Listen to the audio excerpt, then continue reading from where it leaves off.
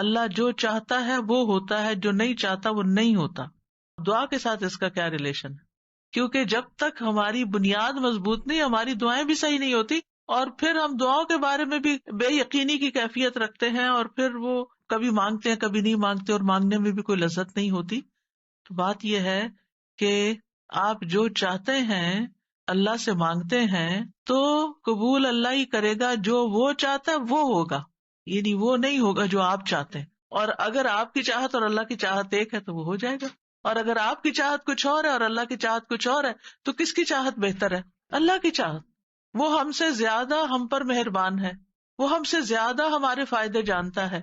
ہم صرف وقتی طور پر بہت شارٹ سائٹڈ ہے، تھوڑا سا اپنا فیوچر جانتے ہیں، وہ ہمارا لانگ ٹرم فیوچر جانتا ہے. اس کو پتا ہے کہ کون سی چیز اس وقت بندے کو دینی ہے اور کون سی چیز نہیں دینی. کون سی چیز آج اگر اس کو دے دی تو دنیا میں تو یہ خوشحال خوش ہو جائے گا، لیکن اس کی آخرت برباد ہو جائے گی. اور اللہ ہم پر مہربان ہے، وہ قطعاً نہیں چاہتا کہ ہمیں ایک چھوٹی سی تھوڑی سی دیر کے لیے ایک دنیاوی فائدہ دے کے، ایک لذت دے کے، اور ہمیشہ کی زندگی ہماری مشکل میں ڈال دے.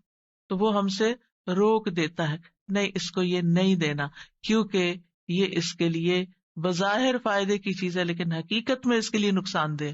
ہم اپنا نفع نقصان نہیں سمجھتے، اللہ سبحانہ وتعالیٰ خوب جانتا ہے. وہ جانتا ہے کہ ہمیں کیا ملنا چاہیے کیا نہیں ملنا چاہیے. اگر وہ نہ بھی ملے جو ایک چیز ہم مانگ رہے ہیں اور جس کے لیے روز دعا کرتے ہیں، صبح شام ہر وقت ہمارے دل میں غم لگا ہوا، وہی مانگتے رہتے ہیں، اگر وہ چیز نہیں بھی ملتی تو کیا کچھ بھی نہیں ملتا؟ آپ مسلسل عبادت کی حالت میں ہیں. جب تک آپ دعا کی حالت میں، آپ عبادت کی حالت میں، آپ کو عبادت کا اجر مل رہا ہے. اگر یہ مشکل آپ کی زندگی میں نہ ہو تو کیا آپ دعا کریں؟ کیا اللہ کو یاد کریں؟ کیا آپ کا اتنا اجر اکٹھا ہو؟ کیا آپ اتنی دیر عبادت کی حالت میں رہیں؟ تو اس میں بھی اللہ تعالیٰ کی مصلحت ہے کہ وہ کچھ دعاؤں کی قبولیت کو مؤخر کر دیتا ہے کہ یہ بندہ اور زیادہ دعائیں کرے. بعض لوگوں کی مناجات، بعض لوگوں کا رونا اللہ کے آگے، بعض لوگوں کا فریادیں کرنا اللہ کے آگے اللہ تعالیٰ کو بہت پسند آتا ہے، اور وہ چاہتا ہے کہ یہ بندہ کچھ دیر اور اسی حال میں رہے، ایسی ہی دعائیں کرے. کیونکہ جب ہر چیز ملی بھی ہوتی ہے نا تو بس ایک روٹین کی نماز ہوتی ہے، روٹین کی دعائیں ہوتی ہیں جس میں کوئی دل نہیں لگا ہوتا ہمارا. لیکن جب کسی مشکل میں ہوتے ہیں تو پھر ہم گڑ گڑا کے مانگتے ہیں، پھر رو کے مانگتے ہیں، پھر چپ کے مانگتے ہیں، پھر تنہائی میں مانگتے ہیں، پھر سب کے بیچ میں اجتماعی دعا کرتے ہیں، پھر کسی سے ریکویسٹ کرتے ہیں کہ آپ ہمارے لیے دعا کریں.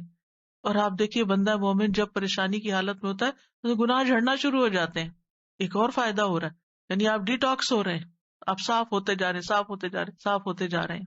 آپ کے اعمال نامے میں وہ لکھا چلا جا رہا ہے، آپ کا اعمال نامہ وزنی ہو رہا ہے. اگر دعا قبول نہ ہونے کے فائدے آپ گننا چاہیں آپ حیران ہو جائیں کہ یار اب میں تو ایک چیز مانگ رہا تھا اور اگر آپ نے وہ نہیں دی تو اس کے بدلے میں اتنی ساری چیزیں دے دی مجھے.